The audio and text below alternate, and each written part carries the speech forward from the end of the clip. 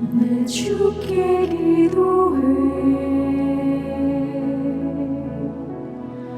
날 지켜주시네. 나 잠들 때에도 날 이끄시는 주,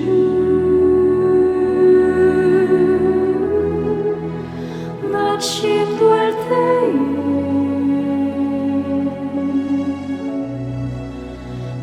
위로하시며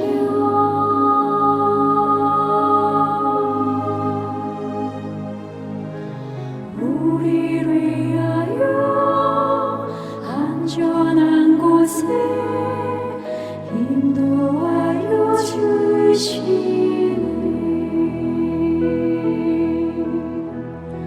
주 뜻을 찾으려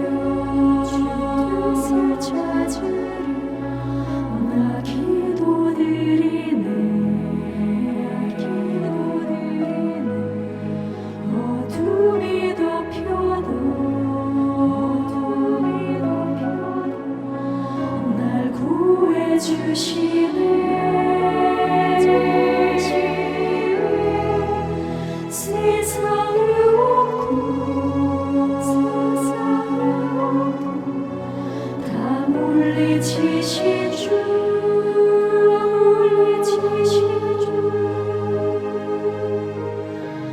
우리를 위하여 안전한 곳에 인도하여 주시네.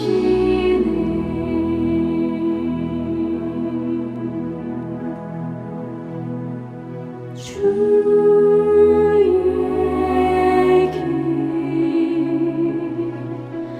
위로 인도하시고 평탄하게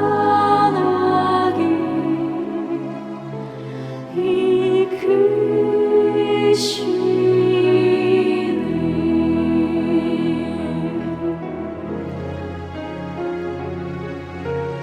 주의 길 위로 인도하시고 평탄하게 이끄시네.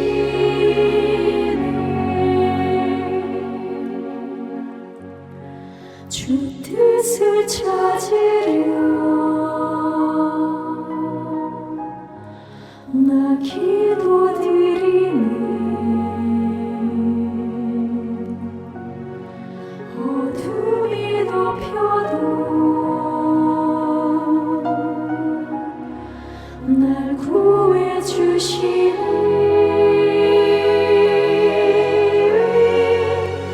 어린 아이의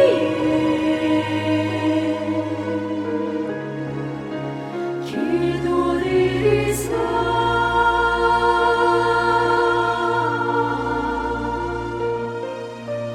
우리를 위하여 안전한 곳에 인도하여 주시네. 우리를 위하여 안전한 곳에 인도하여 주시네.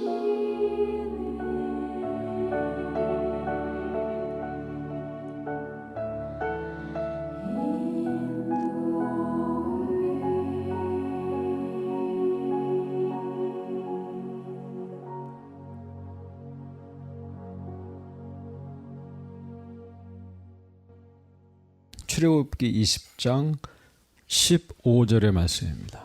도둑질하지 말라. 아멘. 사막의 교부들은 이 땅에 살아갈 때 분주하게 살아가는 것은 도덕적인 게으름이다 이렇게 얘기했어요. 그러니까 너무 분주하게 살아가는 것은 마치 마약을 먹는 것처럼 중독성이 있는 것이죠. 일 중독에 걸립니다. 많은 사람들이 일 중독으로 살죠.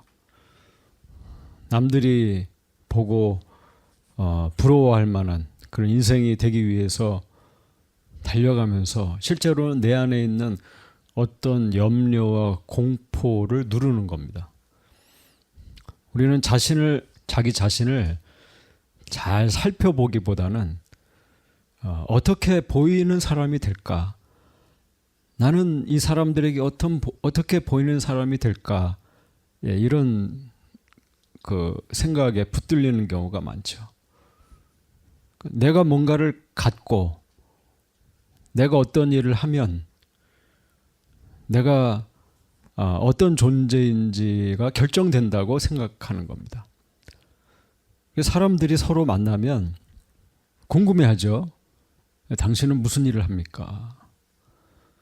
어디서 삽니까? 당신은 뭘 갖고 있습니까?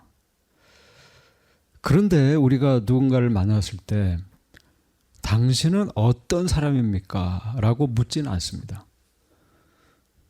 자, 이런 세상 속에서 사람이 성취에 대해서 자랑하기보다 좀 하나님이 창조하시고 하나님이 행하신 일을 찬양하는 것이야말로 우리가 해야 되는 본분인 줄로 압니다. 자신이 이루어 놓았다고 느끼는 것들 속에서 어떤 안정을 찾고 중요성을 추구하기보다는 하나님 앞에 예배를 드리죠. 그래서 하나님이 이루신 것들 또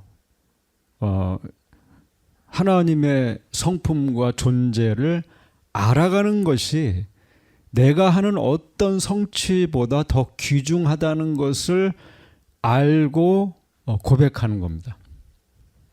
내 어떤 중요성, 인생의 어떤 안정, 정체성 이런 것이 나로부터 찾아지는 것이 아니라 하나님께 달려있다라고 믿는 것이죠. 이게 성도입니다. 그래서 우리는 예배를 드릴 때 그 순간이 중요한 것이죠. 예배를 드리고 in Christ, 그리스도 안에서 내가 새로운 피조물이라고 하는 것을 확인하고 내 삶의 의미와 목적을 주시는 하나님을 만나는 거죠. 그러므로 내가 하는 어떤 일도 어떤 위대한 일도 예배를 드리는 것보다 앞설 수가 없습니다.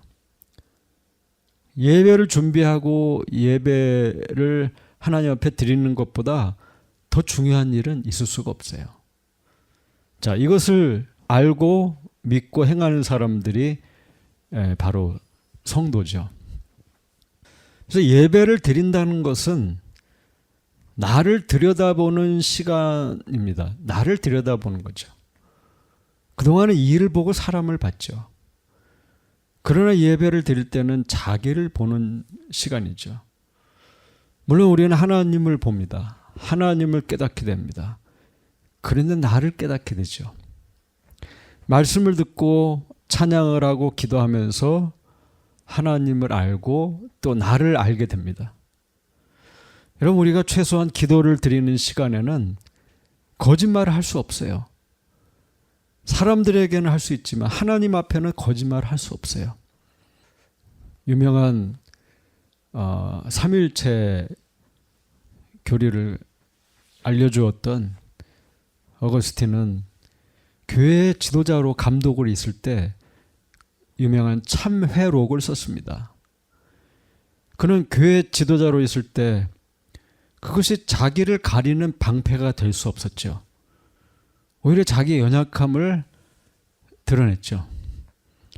이 사람이 정원에 앉아있을 때 말씀이 들렸다고 하죠. 로마서 10장 11절 누구든지 저를 믿는 자는 부끄러움을 당하지 아니하리라. 여러분, 우리가 하나님 앞에 있을 때는 반드시 겸손이 필요합니다. 겸손이 복된 것은 겸손의 시간대에 우리는 하나님을 알고 나를 알기 때문이에요. 안셀름이라는 사람은 이런 고백을 하죠. 오 고통스러운 딜레마요. 나 자신을 깊이 들여다볼 때 견딜 수가 없고 나 자신을 깊이 들여다보지 않을 때 나 자신을 대면할 수가 없구나. 나 자신을 성찰해 볼 때 내 얼굴이 나에게 항의해 오고, 나 자신을 성찰하지 않을 때 나의 저주가 나를 속이는구나. 나 자신을 볼 때 공포를 참을 길이 없고, 나 자신을 보지 않을 때 죽음을 피할 길이 없구나.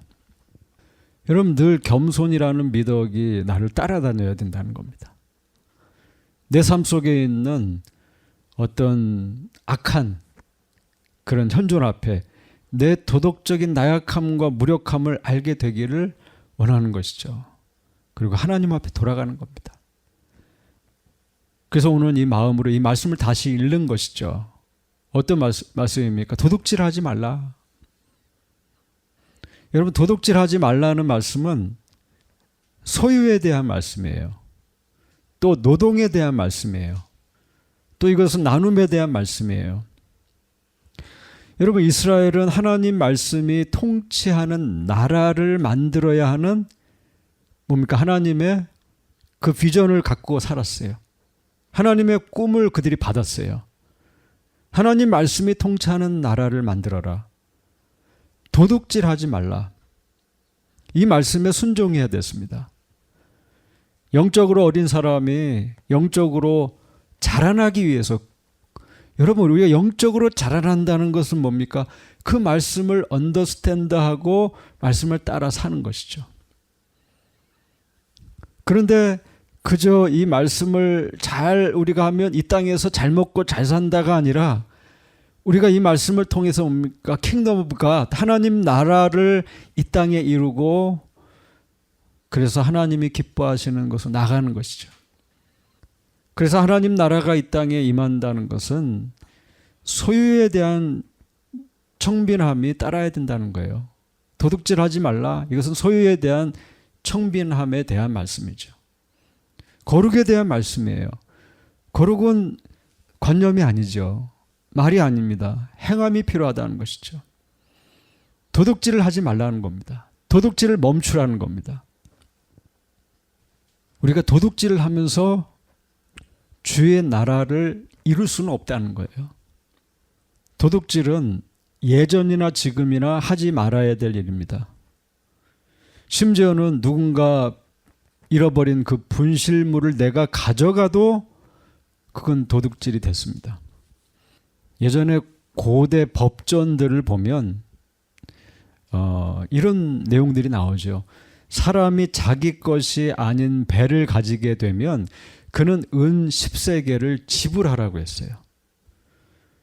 또 야간에 그 농작물 가운데 붙잡힌 사람은 죽을지니 살아서 나가지 못한다고 했습니다. 그의 손에서 훔친 물건을 받은 자는 사형을 당한다. 타인의 재산은 그 사람에게 너무나 중요한 거죠. 그것이 없어지면 살 수가 없어요. 심지어는 어떤 분실물을 잠깐 갖고만 있어도 사형에 해당되는 죄로 간주했습니다. 남의 재산을 아무런 동의나 대가 없이 가져가는 게 죄죠. 지금 그래요. 법이 그래요. 사회법이. 누군가의 노동, 누군가의 시간, 누군가의 창의력, 누군가의 가치를 대가를 지불하지 않고 가져가는 것은 도둑질입니다. 만약에 누군가에게 내가 일을 시키고 대가를 주지 않는다면 이거 도둑질이라는 것이죠.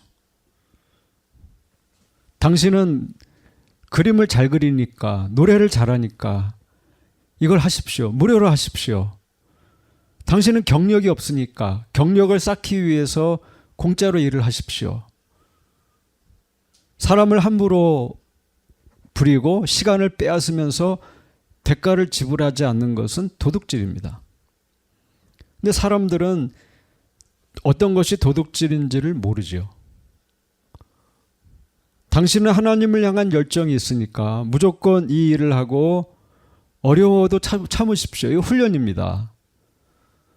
물론 누군가는 자원해서 할 수 있습니다. 기쁨으로 할 수 있습니다. 믿음으로, 신앙으로, 헌신으로 할 수 있습니다. 그러나 그 일을 주관하는 사람은 지불할 대가를 생각해야 되죠. 우리는 이걸 당연시하면 안 된다는 겁니다. 도둑질하지 말라. 성경은 도둑질에 대해서 어떤 것을 가르칩니까? 도둑질은 죄라고 가르칩니다. 근데 문제는 뭐냐면 하나님께서는 그런 도둑질이 있는 공동체를 축복하지 않으신다는 거예요. 문제는. 여호수아 7장을 보면 아간이라고 하는 지도자가 도둑질을 합니다. 가나안 정복 전쟁 초기에 일어난 사건이에요. 약속의 땅에서 순종의 삶을 살라고 하시는 하나님의 말씀을 주신 하나의 샘플입니다. 초대교회 예루살렘 교회에 일어난 아나니아와 삽비라 부부의 절도 행위, 굉장히 비슷한 것이죠.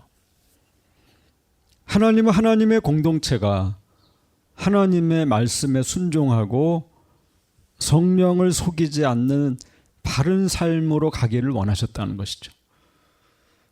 누군가가 하나님께 드려진 물건을 손댄다면 그것은 그 개인의 죄뿐만 아니라 그 공동체에 어려움을 준다는 겁니다.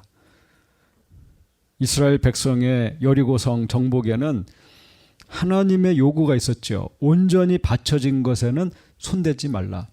이게 전리품에 손을 대면 안 됐어요. 아간은 지도자급입니다. 지도자 아간은 신할산에 아름다운 외투 한 벌, 그 옷이 아름답게 보였나 봐요. 은 200세겔, 50세겔 금덩어리 하나를 자기 집 땅속에 감췄습니다. 어찌 보면 외투 한 벌, 금 한 덩어리, 전체적인 노획물을 생각하면 별게 아닐 수도 있어요. 그러나 이 한 사람의 잘못된 선택 때문에 이 공동체는 아이성에서 패배하고 죽음을 맛보게 됩니다.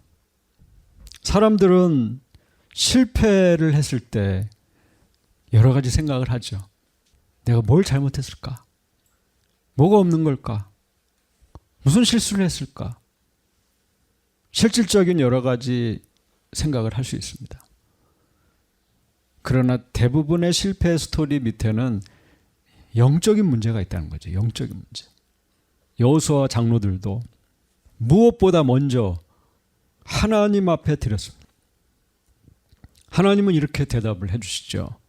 이스라엘이 범죄하고 언약을 어기고 도둑질을 했기 때문에 너희는 원수 앞에 맞서지 못하고 나는 너희와 함께 할 수 없다. 아간의 도둑질, 불순종의 결과로 하나님은 이 공동체를 서포트하지 않으십니다. 떠나세요. 이들은 실패합니다. 그러니까 왜 이런 실패와 고통이 찾아왔는가? 하나님의 영광이 떠났기 때문이다. 성경은 이렇게 설명하죠. 나는 너희와 함께 할 수가 없다. 도둑질보다 무서운 게 뭡니까? 물질에 대한, 소유에 대한 욕망보다 더 무서운 것은 하나님이 외면하신다는 거예요. 이 공동체는 이 죄를 해결하기 위해 아간과 그에 속한 모든 재물과 가족과 자녀와 나귀와 양과 그에게 속한 모든 것을 아골 골짜기로 끌고 가서 돌로 치고 그 물건을 불사르죠. 그리고 그제야 비로소 하나님의 진노가 그쳤다. 하나님은 그들을 서포트해 주십니다. 전쟁은 승리로 바뀌죠. 도둑질은 아무리 설명을 해도 합리화가 안 된다는 겁니다. 죄라는 거예요. 죄는 하나님의 은혜와 축복으로부터 우리를 멀어지게 하죠. 내가 아무리 주장해도 하나님이 옳지 않다 그러면 옳지 않은 거예요. 여러분, 소유보다 중요한 게 뭡니까? 하나님이시라는 겁니다. 이게 이 계명이 가르치는 거예요. 여러분이 갖고 싶은 것보다 중요한 건 하나님이세요. 갖는 것보다, 누리는 것보다 중요한 것은 하나님이세요. 명성보다 중요한 건 하나님이세요. 부보다 중요한 건 하나님이세요. 왜 그리스도인들이 도둑질하지 않고 그 손이 깨끗해야 됩니까? 여호와의 산에 올라야 되잖아요. 하나님을 만나야 산다는 겁니다. 하나님을 만나야. 하나님의 은혜를 누려야 산다는 것이죠. 그러니까 하나님을 소유하는 것보다 중요한 소유는 없다는 거예요. 하나님을 소유하는 게 가장 중요하다는 거예요. 저와 여러분의 손이 깨끗하기를 원하신다는 거예요. 하나님은 깨끗한 손을 가진 자들을 지지하고 축복하신다는 겁니다. 어떤 말로도 합리화할 수가 없어요. 더러워진 손을 씻으라는 겁니다. 이렇게 도둑질한 사람은 반드시 배상을 해야 돼요. 이게 손을 씻는 행위예요. 그러나 그런 도둑질을 한 사람의 생명도 함부로 못하게 하시는 거예요. 이게 하나님의 법이었어요. 출애굽기 22장 1절 이하를 보면 이렇게 말합니다. 사람이 소나 양을 도둑질하여 잡거나 팔면 그는 소 한 마리에 소 5마리로 갚고 양 한 마리에 양 4마리로 갚을지니라. 도둑이 뚫고 들어오는 것을 보고 그를 쳐 죽이면 피 흘린 죄가 없으나 해 돋은 후에는 피 흘린 죄가 있으리라. 도둑은 반드시 배상할 것이나 배상할 것이 없으면 그 몸을 팔아 그 도둑질한 것을 배상할 것이요. 도둑질한 것이 살아 그의 손에 있으면 소나 나귀나 양을 막론하고 갑절을 배상할지니라. 도둑질했습니까? 그러면 몇 배로 배상하십시오. 당신 손을 씻으라는 거예요. I'm sorry 하고 아니라는 거예요. 그걸로 해결 안 된다는 거예요. 물질적인 손해뿐만 아니라 정신적인 손해를 주어도 배상을 해야 된다는 거예요. 죄의 무게를 깨닫고 하나님 앞에 회개하는 것은 물론이에요. 하나님 앞에 회개하는 것 당연한 거죠. 그러나 내가 하나님 앞에 회개했다고 끝납니까? 그렇게 안 된다는 겁니다. 배상할 것이 있으면 배상하라는 거예요. 그런데 배상할 수 있는 소유가 없다면 네 몸을 팔아서라도 배상해라. 이게 성경의 가르침이에요. 자기 몸이 팔린 사람은 그 주인의 집에서 최대 6년을 발룬티어로 봉사를 해야 됐어요. 종처럼 일을 해야 됐어요. 도둑질은 하나님 말씀을 버리고 이웃에게 피해를 주고 공동체를 무너뜨리는 거죠. 그래서 그 대가를 지불하라는 거예요. 배상을 하라는 거예요. 여러분 일하지 않고 불로소득을 기대하는 거는 죄라는 거예요. 내가 아무런 대가를 지불하지 않으면서 편안하게 살려고 한다는 것은 하나님 나라의 원칙에 맞지 않는다는 겁니다. 쉽게 얻으면 무거운 형벌이 따른다는 거예요. 어려운 일을 당한다는 거예요. 갑절을 배상해야 한다는 것입니다. 항상 정당한 땀과 대가를 치른 노동으로 부를 얻으라는 거예요. 이게 하나님의 가르침이에요. 근데 여기 3절에 주목해야 될 말씀이 나와요. 해 돋은 후에는 피 흘린 죄가 있으리라 이렇게 말씀합니다. 어두운 밤에 주인이 도둑과 대면한다면 주인이 도둑을 쳐 죽일 수도 있어요. 밤에. 이건 정당방위로 인정했어요. 이 성경이 말하는 거예요.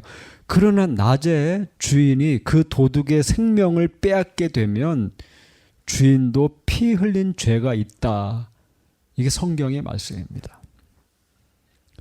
비록 그가 자기 욕심에 이끌려서 도둑질을 할지라도 그의 생명을 함부로 취급하지 못하게 하는 거예요.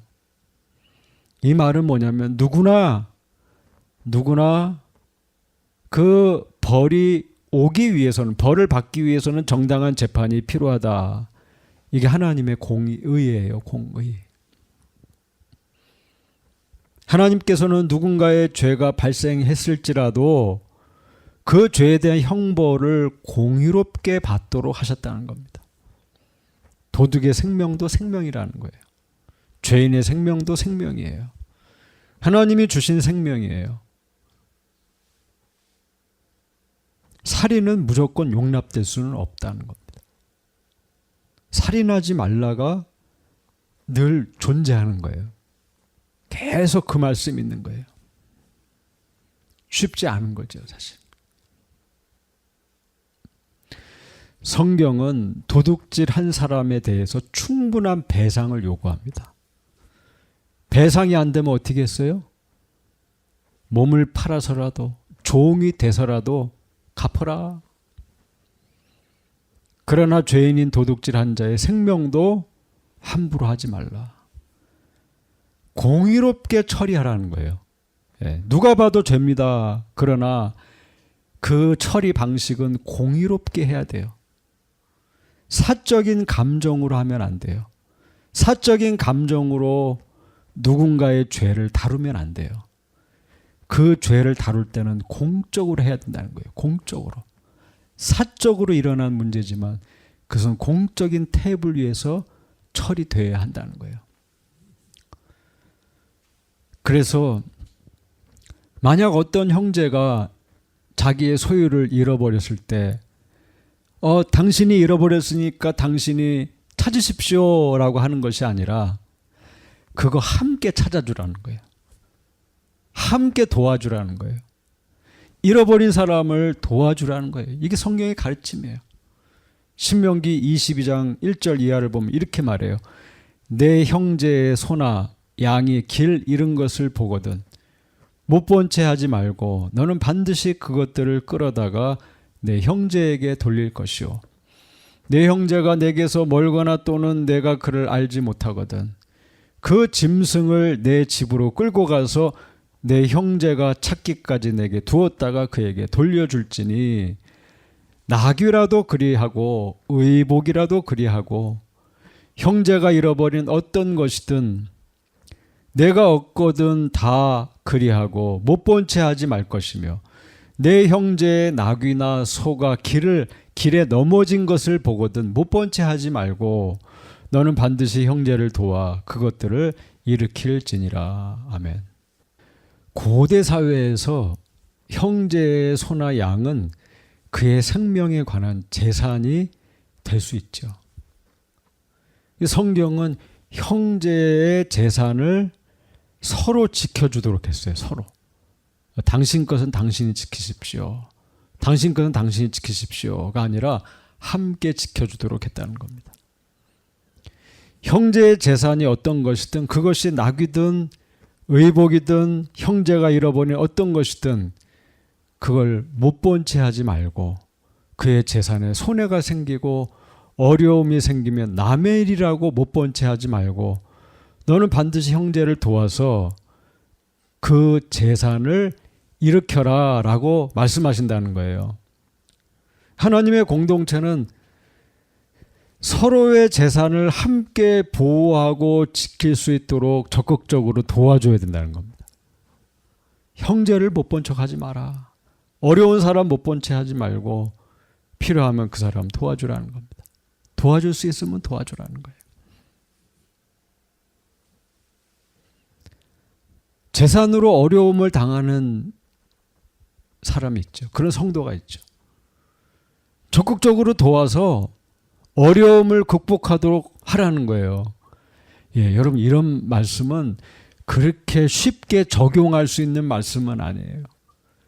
그 사람이 힘든 건 그 사람 일이고 나는 내 길을 간다. 이게 대부분의 생각입니다.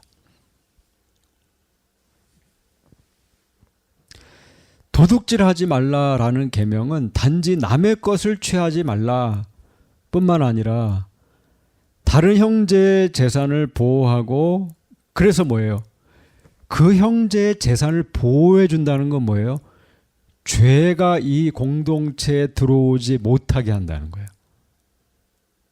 이 사람을 보호해 준다는 것은 죄가 이 공동체에 들어오지 못하게 하고 평안을 나만 누리는 것이 아니라 함께 평안을 누리도록 도우라는 겁니다. 이민자의 삶은 더한 것이죠, 사실. 더 개인적이에요. 다른 사람의 고통에 참여하는 것이 용납되지 않습니다. 못 본 채 하는 경우가 많죠. 그러나 주님은 도울 수 있으면 도와라. 도울 수 있으면 도와라. 그래서 이 말씀은 노동에 대한 말씀을 주고 있는 거예요. 마지막으로 이 계명은 열심히 살라는 거예요. 열심히. 공부할 때도 열심히 하고 일할 때도 열심히 해서 정당한 부를 취하라는 거예요. 정당한 부. 하나님은 우리가 가난하게 살기 원하시지 않으시죠. 물론 우리의 영혼은 가난한 영혼이 되어야 해요. 겸손한 영혼이 되어야 돼요. 그러나 하나님은 우리가 가난하게 살기를 원하지 않으십니다. 하나님의 백성이 게으르게 살면서 불로소득을 챙긴다면 도둑질하는 거하고 똑같은 거예요. 게으르게 살면서 평안하게 부하게 살려고 한다면 그 도둑질하는 거라는 겁니다. 땀 흘려서 일하라는 거예요. 땀 흘려서 일하는 것을 귀하게 보는 거예요. 여러분 바울 서신 13권을 공부해 보면 들리는 음성이 뭡니까? 게으르게 살지 말라. 일하지 않는 자여 먹지도 말라 이거예요. 바울의 가르침이에요. 그렇게 얻게 되는 소득은 당신을 부끄럽게 한다는 거예요. 일하지 않으면서 얻는 소득은 당신을 부끄럽게 한다는 거예요. 그러나 열심히 일하고 얻는 소득은 당신을 부끄럽게 하지 않고 소중한 선물이 될 거라고 가르친다는 거예요. 어떤 사람들은 아무것도 갖지 않는 무소유, 소위 그냥 세인트, 종교적인 성인들을 보세요. 뭐 인도나 뭐 티벳 이런 데 보세요. 무소유를 거룩으로 봐요. 아무것도 갖고 있지 않으면 이 사람을 거룩한 사람으로 봐요. 무소유 종교인들을 아주 홀리한 사람으로 취급합니다. 그러나 성경은 그것을 지지하지 않아요. 성경이 말하는 것은 무소유가 거룩이 아닙니다. 성경이 말하는 것은 정당하게 일해서 소득을 얻으라는 거예요. 오히려 일하지 않고 남의 것을 탐내는 것을 죄라고 말한다는 겁니다. 바울의 목회 서신에서 바울은 교회의 지도자인 감독을 말할 때 이것을 탁 꼬집어서 말합니다. 디모데전서 6장을 보면 이렇게 말하죠. 6장 17절에 내가 이 세대에서 부한 자들을 명하여 마음을 높이지 말고 정함이 없는 재물에 소망을 두지 말고 오직 우리에게 모든 것을 후히 주사 누리게 하시는 하나님께 두며 선을 행하고 선한 사업을 많이 하고 나누어 주기를 좋아하며 너그러운 자가 되라. 이거 찾아보세요. 이거. 말씀을 찾아보세요. 디모데 전서 6장.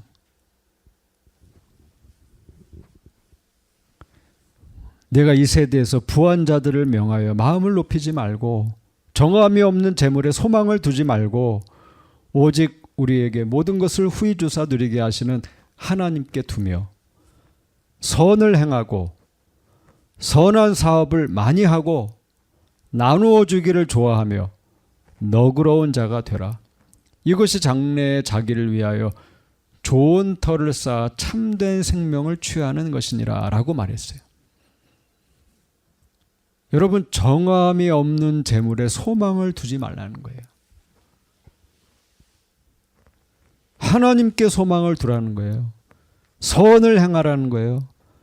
선한 사업을 할 수 있으면 많이 하라는 거예요. 많이 하라. 남의 것 가져가기보다 어렵고 힘든 사람에게 나누어주는 삶을 살라는 거예요. 이것이 좋은 터를 쌓아 참된 생명을 취하는 길이다 이렇게 가르쳤어요. 누가복음 12장 28절 이하에 예수님의 말씀을 기억해야 돼요. 오늘 있다가 내일 아궁이에 던져지는 들풀도 하나님이 이렇게 입히시거든 하물며 너희일까 보냐 믿음이 작은 자들아 너희는 무엇을 먹을까 무엇을 마실까 하여 구하지 말며 근심하지도 말라. 이 모든 것은 세상 사람들이 구하는 것이라. 너희 아버지께서는 이런 것이 너희에게 있어야 할 것을 아시느니라. 다만 너희는 그의 나라를 구하라. 그리하면 이런 것들을 너희에게 더하시리라. 적은 무리여 무서워 말라. 너희 아버지께서 그 나라를 너희에게 주시기를 기뻐하시느니라. 너희 소유를 팔아 구제하여 낡아지지 아니하는 배낭을 만들라. 곧 하늘에 둔 바 다함이 없는 보물이니 거기는 도둑이 가까이 하는 일이 없고 좀도 먹는 일이 없느니라. 너희 보물 있는 곳에는 너희 마음도 있으리라. 허리에 띠를 띠고 등불을 켜고 서 있으라. 하나님은 우리의 필요를 아신다. 이게 늘 전제예요. 하나님이 아신다는 거예요. 하나님이 아신다는 건 하나님이 주신다는 거예요. 이걸 믿으라는 겁니다. 다만 주의 나라를 구하라는 거예요. 하나님 나라를 받으라는 거예요. 구제하라는 거예요. 구제는 하늘에 보물을 쌓는 일이라고 가르친다는 겁니다. 그건 신구약이 똑같이 말하는 거예요. 땅에 소망을 두지 말고 하늘에 소망을 두고 나누라는 거예요. 나누고 섬길 때 이 땅에서 받을 것 생각하지 말고 나누고 섬길 때는 그거 드러내지 말라고 그랬어요. 그죠? 하늘에 계신 하나님께 드린다고 생각하라. 예수님의 말씀에 순종했던 초대교회 성도들처럼 나누고 찬미하라는 거예요. 사도행전 2장 44절 이 마지막 말씀이에요. 믿는 사람이 다 함께해서 모든 물건을 서로 통용하고 또 재산과 소유를 팔아 각 사람의 필요를 따라 나눠주며 날마다 마음을 같이하여 성전에 모이기를 힘쓰고 집에서 떡을 떼며 기쁨과 순전한 마음으로 음식을 먹고 하나님을 찬미하며 또 온 백성에게 칭송을 받으니 주께서 구원받는 사람을 날마다 더하게 하시니라. 저와 여러분의 삶이 소유가 청빈하기를 원한다는 거예요. 깨끗하기를 원한다는 거예요. 깨끗해라. 깨끗하다는 게 뭐예요? 불로소득을 꿈꾸지 말고 열심히 일하라는 거예요. 열심히 일하고 얻으라는 겁니다. 거룩한 삶이라는 거예요. 이렇게 사는 것이 거룩한 삶. 나눠주라는 거예요. 나눌 수 있다면 나눠주라.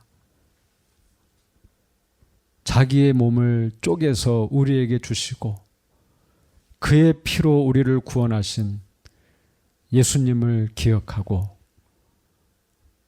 자기를 다 주신 주님을 세상 끝까지 증거하라고 말씀합니다.